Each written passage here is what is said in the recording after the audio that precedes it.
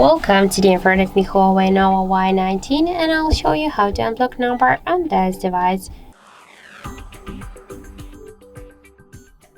So to do that, we should first open phone application and then tap on the right upper corner. Then click here to block.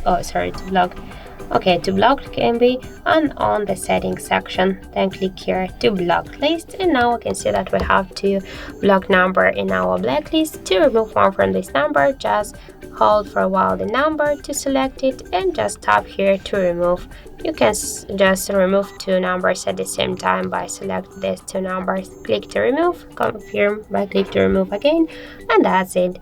So thank you for watching, and if you find this video helpful, don't forget to leave a like, comment, and to subscribe our channel.